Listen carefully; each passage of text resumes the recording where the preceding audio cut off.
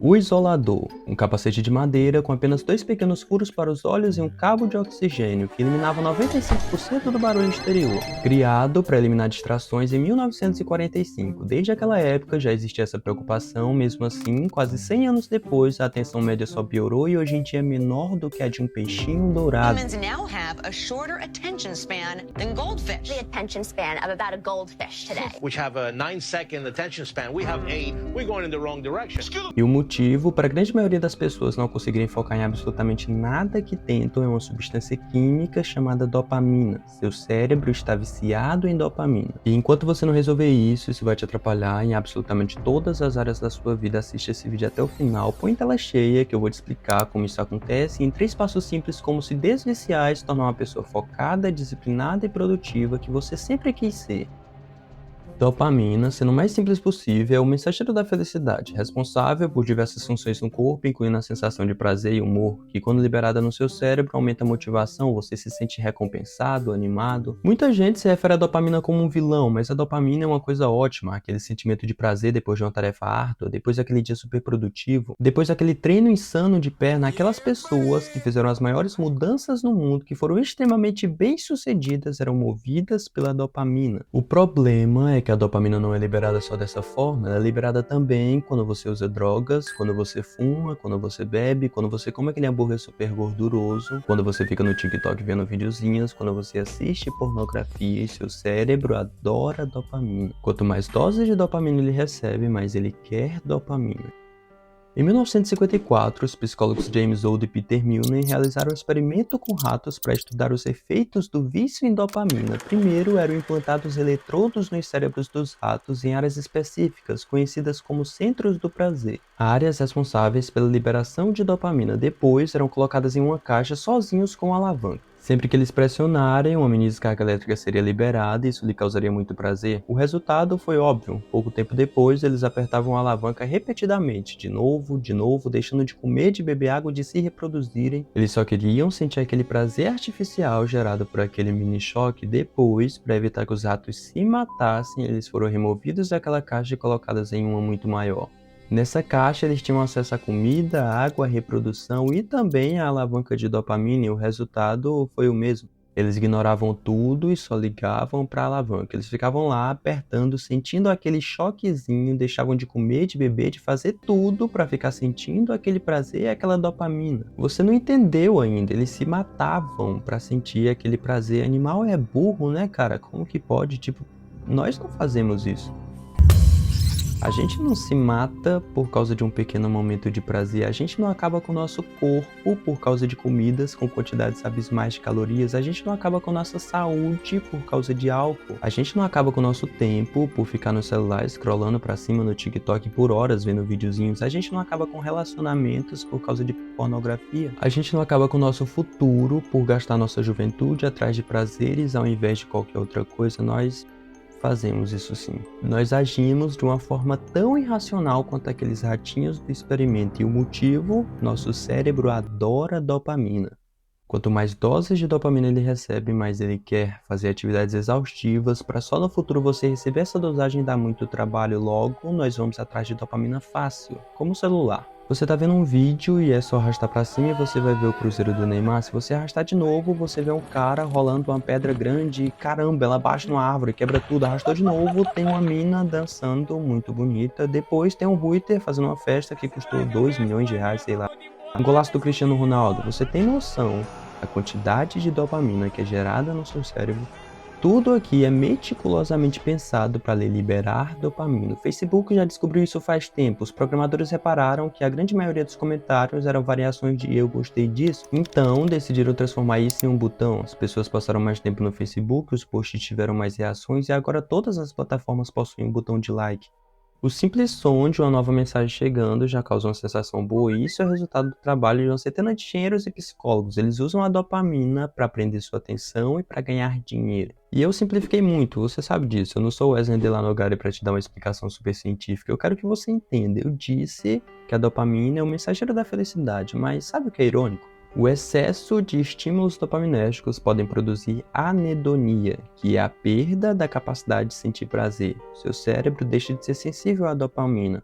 ele fica tão acostumado a carradas de dopamina que antes uma sensação prazerosa se torna chata, você se sente desmotivado, sua vida fica mais tediante e fica menos prazerosa. Você simplesmente não vê mais graça, não sente prazer em atividades que antes você sentia. Tudo que é menos estimulante não vão gerar o prazer que seu cérebro está acostumado. É por isso, por exemplo, que alguém se torna viciado, uma busca constante por aquele sentimento de prazer. Mas como seu cérebro já se acostumou com aquele estímulo, ele precisa de algo cada vez mais pesado, mais e mais e mais pesado. Until it doesn't. Drugs work until they don't.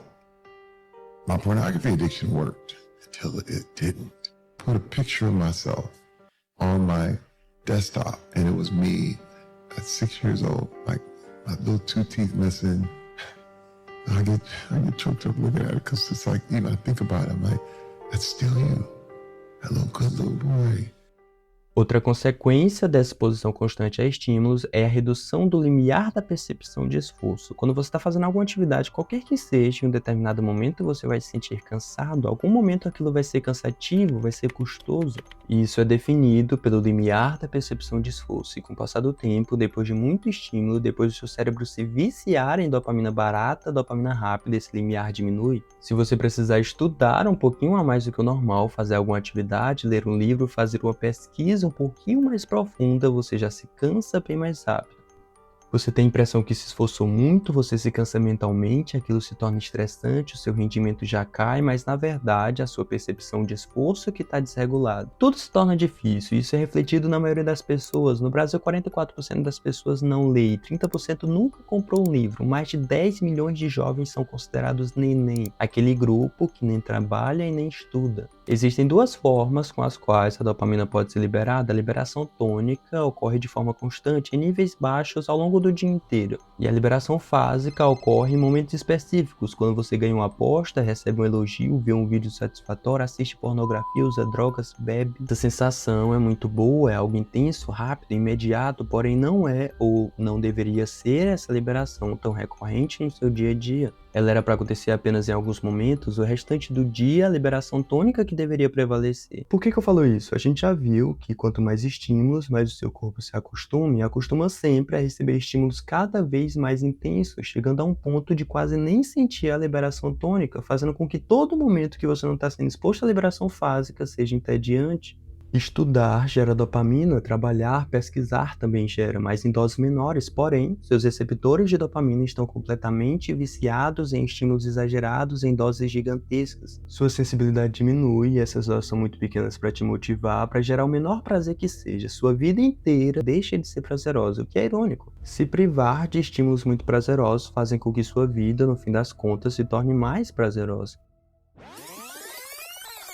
Que eu vou te explicar como isso acontece em 3 passos simples, como se desviciar e se tornar uma pessoa focada, disciplinada e produtiva que você sempre quis ser. A primeira delas é reconhecer que tem um problema. Essa dica é ridícula, de fato, convenhamos. Absolutamente todo vídeo de criação de bons hábitos vai ter essa dica, mas eu preciso que você entenda do que a gente está falando. Estamos falando de hábitos que parecem bons, parecem inofensivos, mas que no fim das contas vai acabar com o teu progresso. Você vai ficar parado no tempo por anos e anos, vai te deixar sem foco, disciplina, sem prazer em viver. Você conhece aquela frase? A vida é uma aventura da qual nenhum de nós vamos sair vivos? Você precisa aproveitar. Como você vai aproveitar o que você não gosta?